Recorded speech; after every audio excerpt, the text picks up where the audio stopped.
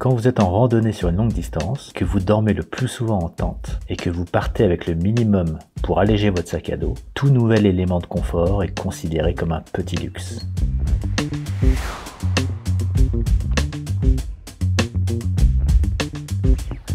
En cette fin de troisième jour, je vais pouvoir apprécier pas un, mais deux éléments de confort.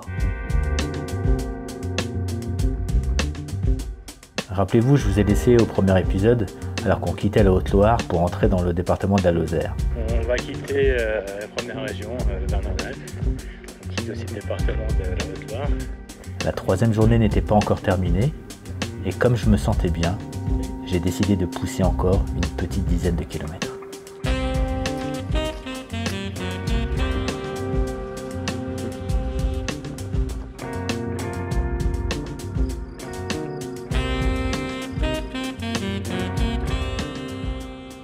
Premier élément de confort. Oh, vous voyez ce que je vois là?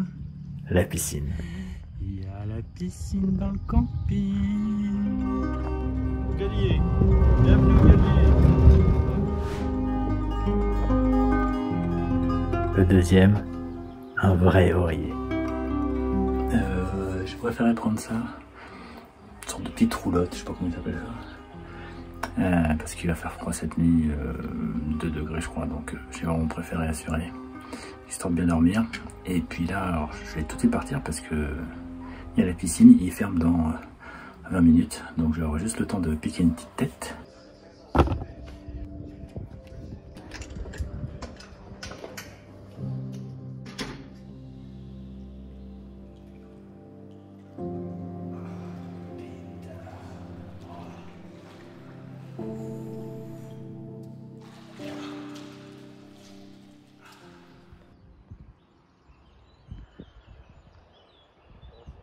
Début de matinée très tranquille pour ce 4e jour sur les chemins de Compostelle. J'ai excellemment bien dormi, je me sens frais ce matin et je prends tout mon temps pour préparer le café et profiter du petit déjeuner.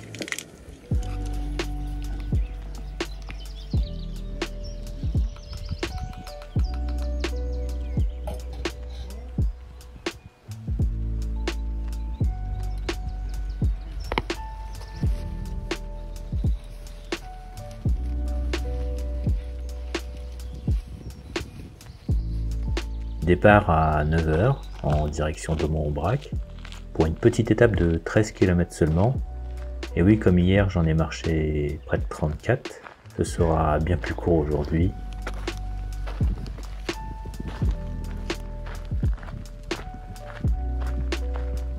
Le temps est idéal et l'objectif de ce début de randonnée est d'arriver à Conques, distant d'environ 205 km du Puy-en-Velay, en 8 jours.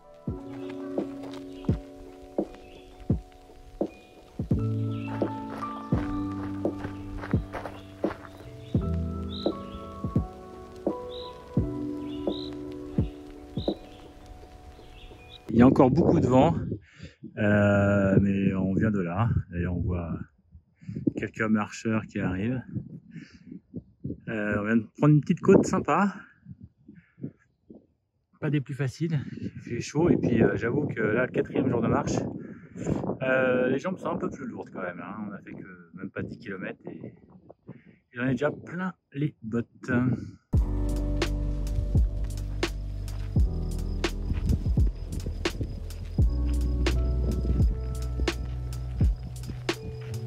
Le camping municipal d'Aumont-Aubrac n'était pas encore ouvert en cette fin du mois de mai, et comme les possibilités de bivouac sont limitées, et que je n'avais pas envie de marcher plus, je me suis donc retrouvé dans une petite chambre d'hôtel à Aumont-Aubrac, avec au programme une après-midi récupération, sieste, soin des pieds, pour être frais demain et attaquer le plateau d'Aubrac, et se diriger en direction de Nasbinal pour une étape de 26 km, avec, paraît-il, de magnifiques paysages, parmi les plus beaux de toute GR.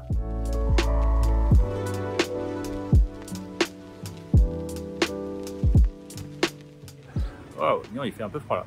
Le soleil se lève, il est 7h30, direction Nasbinal, mais avant la boulangerie parce qu'il fait faim.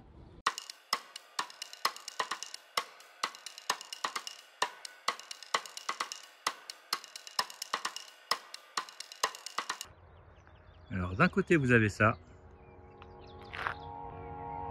et de l'autre côté vous avez l'autoroute. C'est la 75 Clermont-Ferrand, Montpellier, je crois de mémoire. Alors on va l'allonger pendant quelques centaines de mètres. Et après on va filer de l'autre côté, on va passer en dessous je crois, et on file de l'autre côté. Direction l'Aubrac.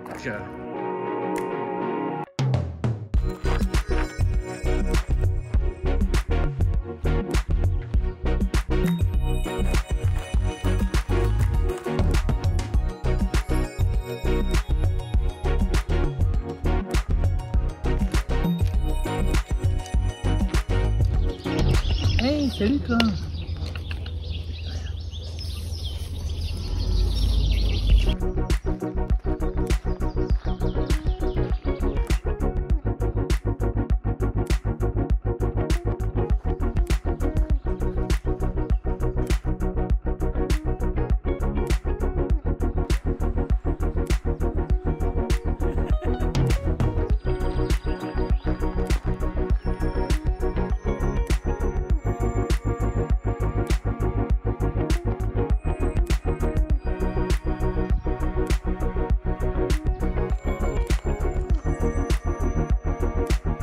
Il est pas tard, il est 10h27. On est quasiment à 1200 mètres d'altitude, 11e kilomètre. Pour l'instant, tout va bien. Et physiquement, c'est bien mieux qu'hier. J'ai pu me reposer hier soir. J'ai passé une très bonne nuit dans cet hôtel. Et j'ai vraiment bien fait parce que dehors, a priori, il a fait aux alentours de 0,1 degré. Arrive au 4 chemins, c'est là a priori que commence vraiment l'Aubrac. Et le plateau d'Aubrac, donc c'est dans cette direction là. D'ici une dizaine de kilomètres je vais devoir bifurquer pour sortir du GR et va vous montrer un petit spot sympa. On va pouvoir filmer à mon avis des choses très sympathiques.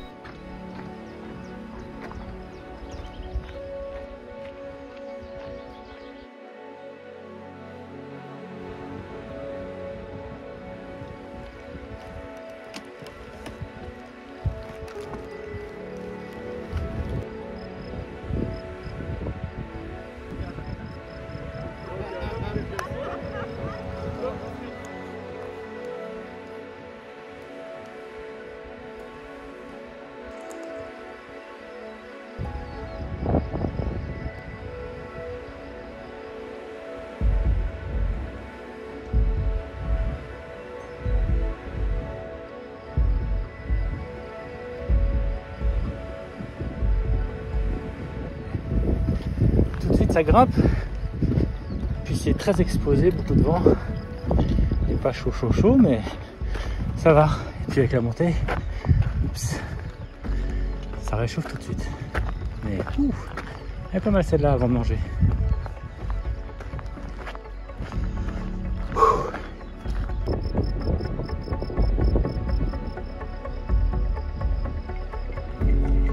Les plateaux de l'Aubrac, ce sont de grandes étendues à perte de vue, des blocs de granit, un territoire sauvage avec une lumière particulière. J'adore.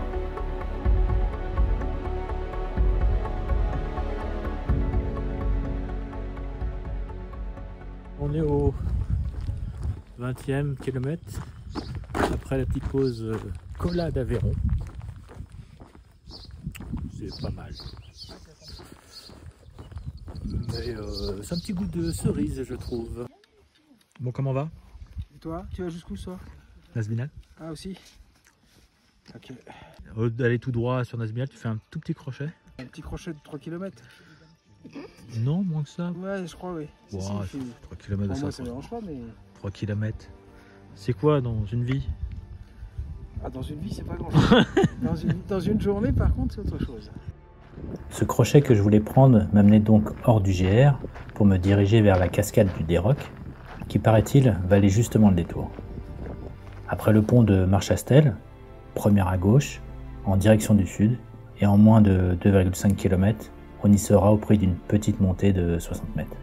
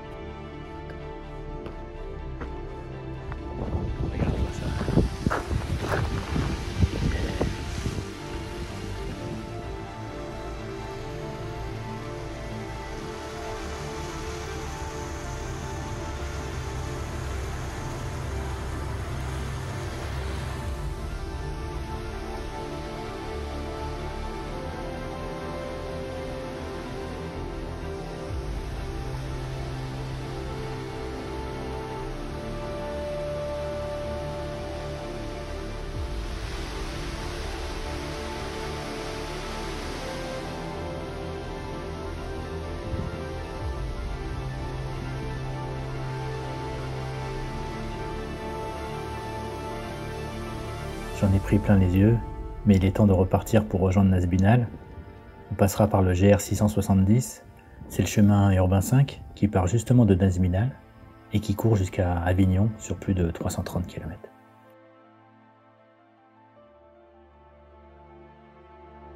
Demain s'annonce également une très belle journée, toujours sur le plateau de l'Aubrac, mais ce que je ne sais pas encore, c'est que les conditions météo vont se détériorer.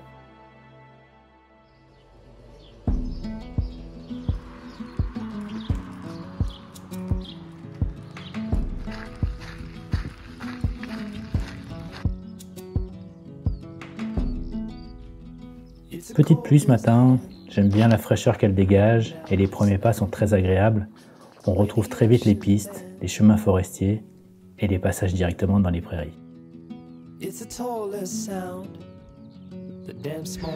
Là on se dirige vers le point le plus haut de cette rando, à un peu plus de 1350 je crois. D'ici, allez, 4 km max on y est. Puis après ce sera de la descente, de la descente, de la descente, de la descente.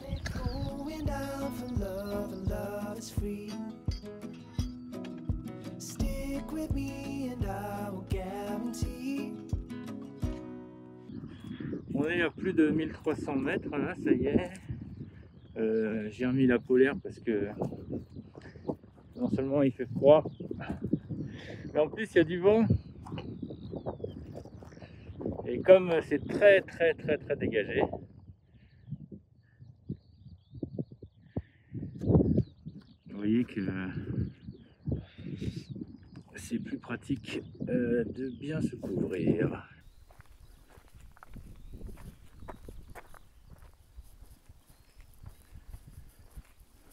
Alors on traverse pas mal de petits terrains comme ça, là, avec des pierres et un peu de boue.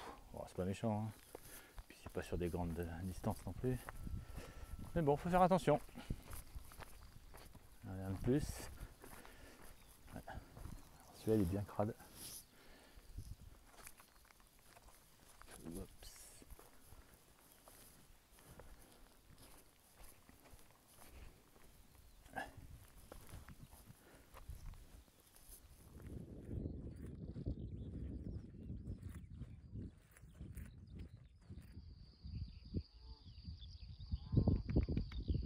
Malgré la fraîcheur de cette matinée, je suis vraiment heureux, en ces premiers kilomètres, de marcher dans ces grandes étendues.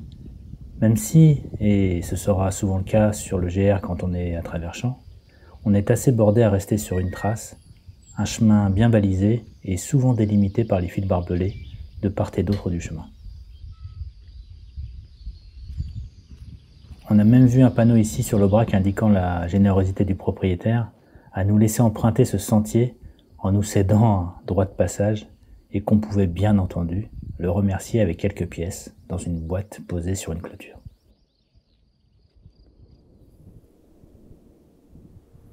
Mais bon, ça n'enlève en rien la beauté des paysages et la montée vers le col de Rigambal-Haut à 1368 mètres et qui constitue le point le plus haut de cette rando sera magnifique.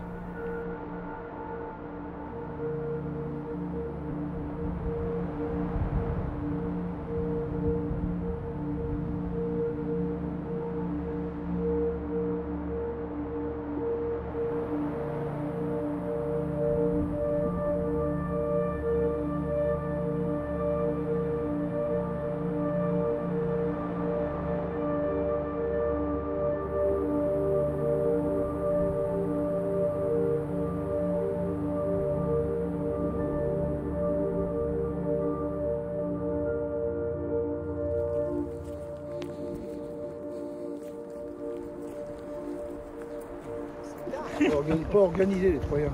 C'est vrai? Mais si, vous êtes bien là. C'est que de pluie, hein. Vous n'avez pas de chaud? Non. C'est dans cette montée que la pluie va nous rejoindre et donner un caractère si particulier à ce paysage sauvage. Ouais, ça flotte bien. Bon allez, on peut espérer que d'ici quelques dizaines de minutes ça s'arrête.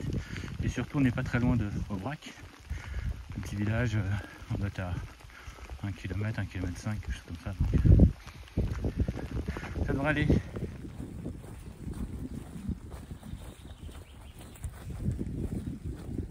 Après le col, On redescend donc sur le village d'Aubrac, qui est déjà dans un nouveau département, l'Aveyron.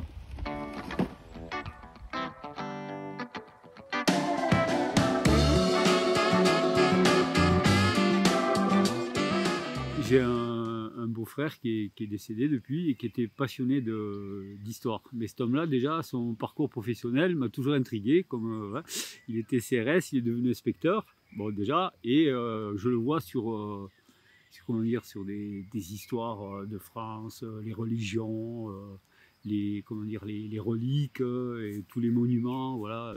Il me parlait souvent du Puy-en-Velay, du chemin de Saint-Jacques-de-Compostelle, tout ça, et il voulait à tout prix voir cette cathédrale-là, Saint-Joseph, donc à tout prix, à tout prix.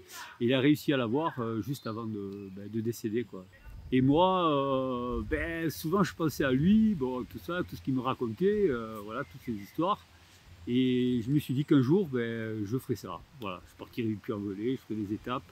Voilà, puis maintenant, quand je peux, c'est mon passe-temps, on va dire.